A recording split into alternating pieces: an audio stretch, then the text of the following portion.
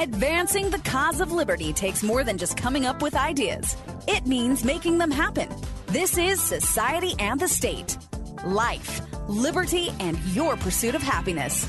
Now, your hosts, Connor Boyack and Brian Hyde. Hey everyone, thanks for joining us today on what is now episode 55 of Society and the State. Connor Boyack here alongside with Brian Hyde.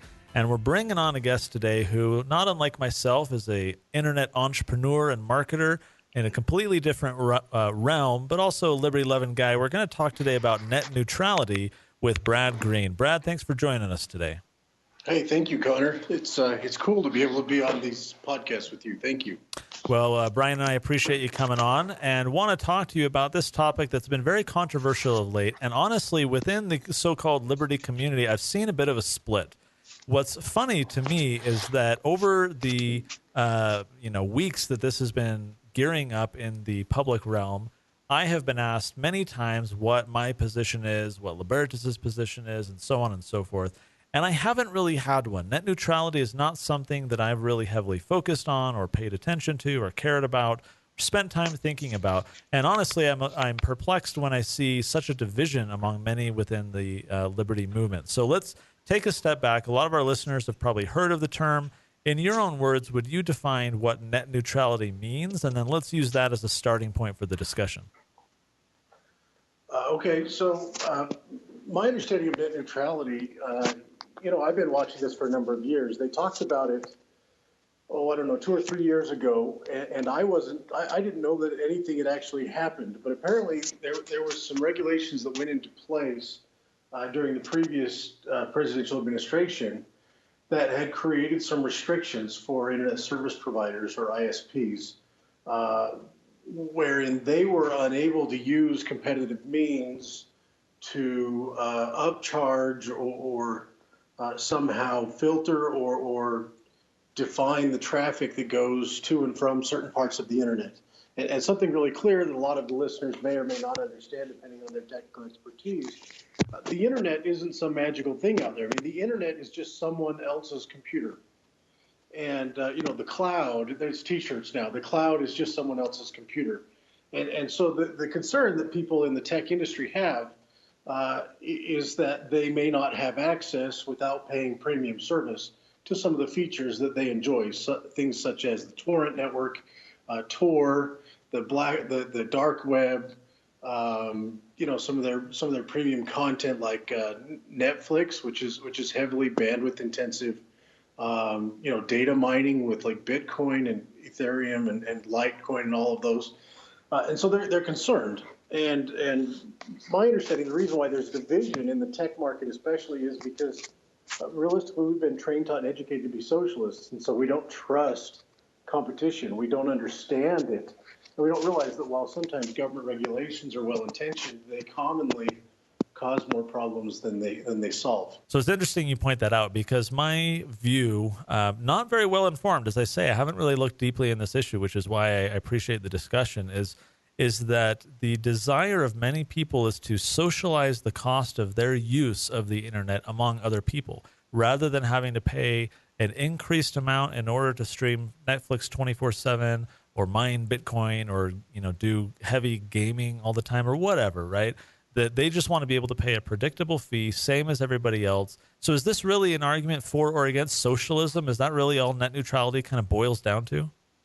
There is some of that. Each of us have kind of this miniature socialist inside of us that wants other people to pay for our stuff. But realistically, I think it's an unfounded fear. Internet service providers, it's a very competitive marketplace, and they're trying to get users. And realistically, they understand that we all want to watch Netflix in the evenings. And some of us are power users, and we may want to be downloading software or media through torrent networks. We may want to be mining coins or otherwise doing cloud computing. And they realize that. And there is so much bandwidth out there that the stuff that we use it for the most part, really is inconsequential. I think that really it's an unfounded fear that's leading people to try and regulate this because they're concerned about something that may or may not actually happen. Well, as often is the case, when something catches on, particularly in social media, it has a tendency to lose proportion. And so there's been a lot of fear. There's been a lot of, hyperbole about, we've lost the internet if this goes through.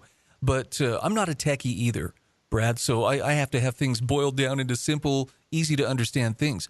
And my understanding is, at its root, this would bring competition to bear, which might result in some of those internet providers saying, hey, here's our standard package plus, $10.99 a month or whatever for Netflix if you want. But the idea being, in the short term, people might see some added prices, but competition would allow for other providers to come in there and find just that right point where the most people can benefit for the most agreeable amount of money.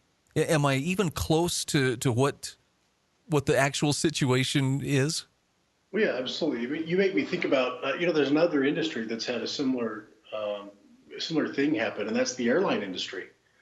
When I first started flying, it was very, very common that whatever airline you picked, you got all the premium services that came with it. Now, maybe you didn't get first class, but you got a beverage and you got a meal and you got you could check luggage and you could carry on luggage, and it was all just one price. And so the business commuters, they would pay the same price, even though they were carrying on one suitcase because they wanted to be in and out quickly. And so basically everybody else was being subsidized by their higher premium. And now we have these discount carriers where you pay for everything. I mean, you maybe get a personal item, but even if you're carrying something on, you have to pay for it. If you check something, you're paying for it. If you have a little bit more leg space, you pay for it. They have a menu they bring out, and you can order food. And what that allows is it allows for everything to be drastically reduced in price. I mean, I bought a flight from Fort Lauderdale to Las Vegas on Cyber Monday. I bought that flight for $40 the other day. And that's amazingly inexpensive for the speed and comfort that comes with that kind of a flight. But that's what's enabled by allowing this competition to come into play. And the only thing it cost you was being able to have other people subsidize your choices. Well, yeah, and that's part of it. But I want to rephrase the issue. I think that there's something that people aren't really, the tech community, maybe they're not savvy enough. Maybe they're ignorant of this. But there's a whole other piece of this they're not paying attention to or that they don't understand. And that is that the internet happens whether or not the internet service providers agree. And I have two really good examples. And so one of which I know is near and dear to some of us, and the other one is relatively unknown. But let's talk about the unknown one first. So in Cuba, they used to have, and I think they still do have, very tight controls on the internet and what can be broadcast and what sites can be visited and things like that. Well, the people in Cuba, specifically the people that are liberty-minded, the people that are open-minded to what's actually going on in the world, they started setting up a massive ad hoc network. And so they created their own self-governed, self-regulated, self-propagating wireless internet service provider. And these people would set up wireless devices that were relatively readily available, and they would put them on their rooftops, and they would connect to anybody else that would connect. And it basically became a huge dark web, which maybe isn't the right utilization of that term. But these people were able to access each other's computers, because remember, the internet is just somebody else's computer. So they were able to access each other's computers. They were able to have their own websites, which was completely unfettered free speech. And then some people would have satellite connections or something similar. You'd have a rich guy that lives at the end of the block or on the top of a hill somewhere, and he would be able to have a connection to the unfiltered internet. And everybody else on that network could go through his connection to the internet. Now, it's maybe a little bit slow as it bounces from house to house, but it was untrammeled freedom. They had complete access to everything on the internet, regardless of the fact that their internet service providers wanted to do otherwise. And in a country like America, where liberty reigns, where competition is king, it doesn't take that much to set up that kind of an internet service provider. And then somebody like me could pay for premium service. If there's abuse going on in the marketplace, somebody like me could pay for premium service and share it to all my neighbors. My business does offer internet service to a variety of local businesses around us that wanted access to the latency that we get. And so we have a variety of wireless devices that we shoot all around town, internet and phone system and things like that. And really that removes the ability of an internet service provider to abuse its customers. Brad, it seems that part of what the FCC has historically done on this, or recently done, is classifying the internet as a public utility, right? We live in a day when this is a public good. It is a must-have. It's just like pooping, right? Everyone's got to poop. Everyone's got to have an email address. We need sewers. We need roads. We need, the tubes of the internet. I remember fondly that one congressman who said the internet is just a series of tubes, and he got turned into a meme and a song, and it was wonderful. So I don't remember the guy's name, but it's good times if you were to Google that. But the whole issue here is that it's being classified as a public utility. So let me ask you head on, is or is not the internet a public utility? Well, I think we'd have to define what is a public utility. I would argue that it's a service. And whether or not everybody needs it or not makes no difference. The truth of the matter is you have a provider or multiple providers that are providing a good or service, and you have multiple consumers that want to utilize that good or service.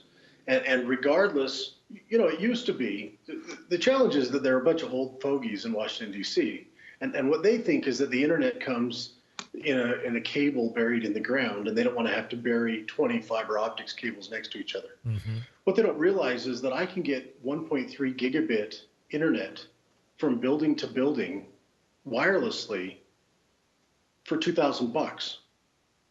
What's the point of the fiber infrastructure?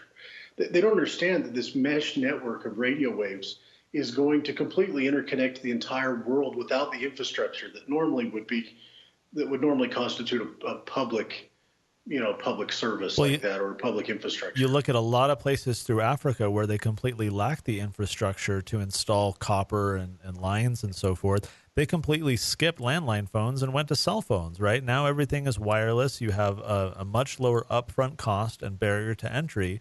They could completely skip all of the hassle and the logistics and the property rights issues and the land holdings and easements and everything like that, right? They just went to wireless, and then you can get broader coverage. I think it gets a little bit tricky, though, when you get the government regulating which frequencies of the spectrum that different companies and providers can use, right?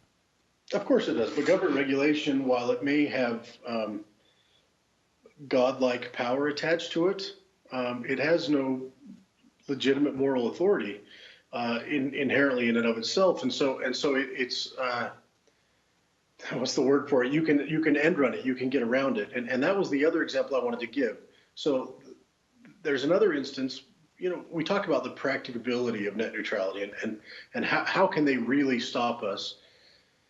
And I like to think about this example that happened in China recently. It might have been 2 months now. They outlawed cryptocurrency. And they banned it. And Chinese internet is dramatically nationalized by the country. They control what comes in and out of the country. They control what goes through the country. It's a very socialistic nation, so they have those kind of controls. Well, so China, the largest, most populous country, well, maybe not the largest, but the most populous country in the world, banned cryptocurrencies. And, cryptocurrencies like Bitcoin dropped decisively immediately after that. And then some clever people in China said, well, that may be the law, but that isn't reality. These cryptocurrencies are anonymous and they're decentralized. We don't need the government to approve. And so they built up a variety of VLANs and VPNs and their own private networks. And they were, again, able to trade cryptocurrencies on the open market, even from within mainland China. And, that was the first major political test for the cryptocurrency market. And it responded decisively. If you look at what's happened in the last 5 or 6 weeks, as China has been able to regain or resume trading in cryptocurrency, you'll see that you can't really stop what people are trying to exchange freely. And these people that think that your internet service provider is going to be able to keep you from watching Netflix. I mean, realistically, some of these IT guys, the only example they've been able to provide for me of any network ever blocking any kind of service is within regards to porn. They blocked their porn on their Verizon account or whatever, and they're not able to access it. I say, look, you still have a way to get that if that's really what you want. The same is going to be true for Netflix. You're going to be able to have access through that. And what that's going to do, whether or not you think that's playing nice, whether you think that or not that should be legal, or whether it's moral or ethical, those things go completely out the window when you're talking pragmatism. And in reality, you have a way to subvert whatever it is your internet service provider is doing. And the internet service provider knows that. And so they're going to try to the best of their ability to make it widely available and accessible for everybody, as wide as possible, because they know that there's workarounds that can be had. And if it gets to be too big of a hassle, people will find workarounds, and then all of their work that they put in place to block you will just be for naught.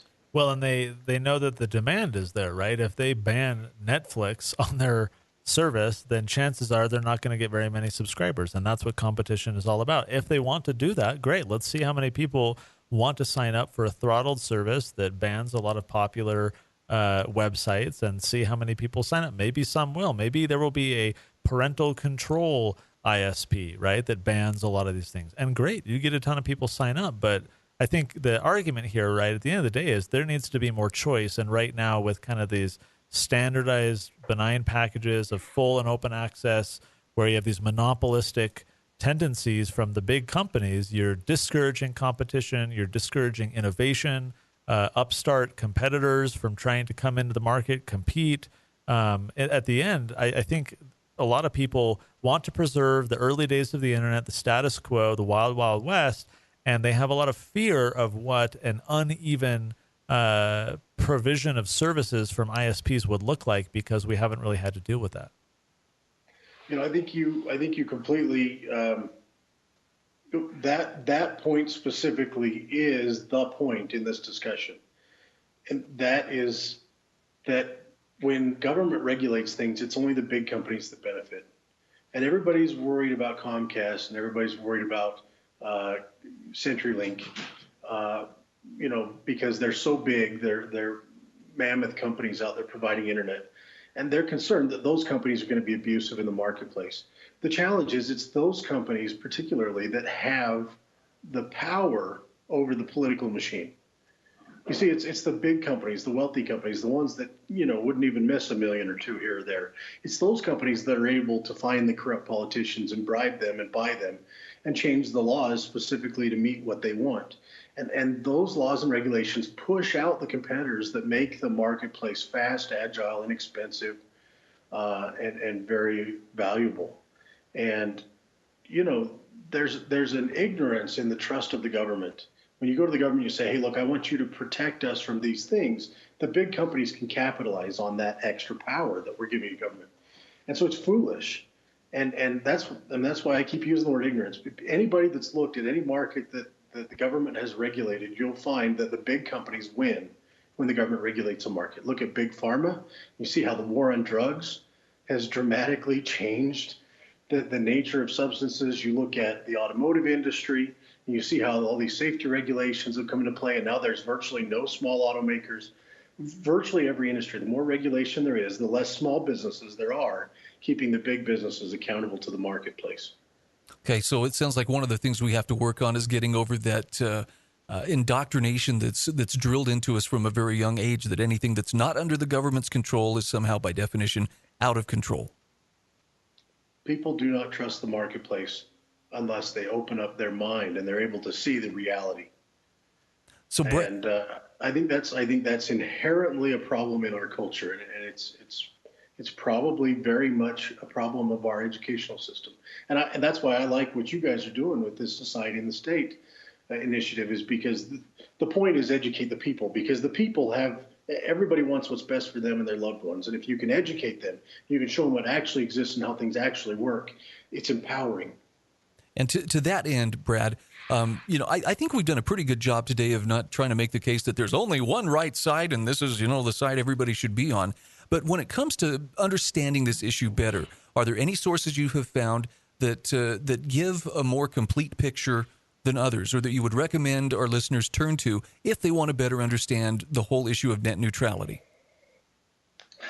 Sources. Let me jump in here, Brad. Let me jump in to maybe offer my own answer as you think of that one. From my perspective, the difficulty with this is that the people best suited to provide an answer about this whole issue, the techies, the pro-internet folks and everyone, are on the other side, right? Because they understand the internet and how the ISPs work, and they've been in the trenches, and they're the professionals. And so to the extent that the experts are in the mix on this, quite often they're advocating for socialism. They're advocating for maintaining the status quo. Let's keep things as they are. It's the economic principle of concentrated benefits and dispersed costs, right? The concentrated benefit for you, Mr. Internet user, is watching all the Netflix you want, not having to pay extra for it. We see the same thing, for example, in another public utility with water, right? Like, for example, where we're at, this isn't the case in every state, so not all, this won't apply to every listener, but like in our state, Utah, for example, you get like one water bill and that's it. It doesn't go up. It's not, your service cost does not increase the more water you use. And so it encourages waste. People overwater their landscapes. They plant landscapes that require a ton of watering. They think nothing of what they're doing because the moral hazard has been introduced. They don't have to pay for what they're using. I think it's the same thing with the internet here. People want to continue to use all the internet they want without having to potentially, not necessarily, but potentially pay for more. And so it's a difficult question to say, let's point our listeners to source X because, you've got Jeff Tucker and others in the liberty community who are trying to advocate this general liberty position that no, there should be competition. We shouldn't have monopolies. We should allow for more people to enter the market. Don't fear what's going to happen. It'll be okay, right? Let's apply market principles to the internet. But those voices, from my perspective, and this may be why I was struggling to really get to the bottom of this issue and hone in on the key ideas, is that those articles, those ideas are few and far between. So much of what we see on the internet from internet savvy people are advocating for, quote, net neutrality and therefore socialism. Am I wrong, Brad? Is that your experience? I have a good source. So I don't know that you're wrong. Everything you said is right. But my source would be Wealth of Nations by Adam Smith. The challenge is, I'm as tech as it gets. Realistically, I live my life on the internet. I tell my wife that I could live alone on the moon as long as I had a good internet connection. I could live for decades that way. It'd be just fine. It'd be nice if she could be there with me. But I'm as tech as it gets. And here's the problem that we have. The tech guys are going to come down on the side of this net neutrality because they see that they're the power users. They're the one using the services that, we're the minority. We're using services the majority aren't using. Realistically, Netflix, everybody's using. An internet service provider would be stupid to not include that in virtually every plan that they offered. But the guys like me are power users, and so we're wondering what extra money we may have to pay for the services that we use that nobody else uses. We're worried that the marketplace is going to come down against us because we're a minority. And that's, I believe that's the reason why the techs are coming down on the side of this. I even hate the fact that they're calling it net neutrality because it's completely not. It's just a complete lie. They're coming down on the side of that because they think everybody ought to pay to subsidize what it is that they do. And I understand that. That's just the nature that's human nature. But the challenge is, as technical as we can make this, as technical as we want to make it, because it appears to be a very technical thing in nature, it's really not. It really is just basic economics. And if we would look at it like basic economics and realize that it's a service and that service is widely available through a variety of methods. I've talked about Cuba, I've talked about China. The internet can be connected to any device, virtually anywhere, anytime, through a variety of means. And if we realize that, then we realize it's a widely available service and that economic principles follow. And the reason why you and Brian and I all initially thought, well, this doesn't sound right to add more regulations to a problem, is because we recognize how market principles work. We recognize when you add regulations, things get worse. And we don't want things to get worse. And so here we are thinking that we need to look at the technical aspect of it. But the technical aspect really is that it's just the same as any other readily available service or product. Okay. We really need to look at the market aspect of this, the economic aspect. Okay, we'll find some interesting links to add to this podcast when we post it up. This is societyandthestate.com/55. Brad Green, thank you so much for taking some time to visit with us about net neutrality today. Hey, thank you guys. It was a pleasure. Thanks for listening to Society and the State. For show notes, archives, and more great content, visit societyandthestate.com.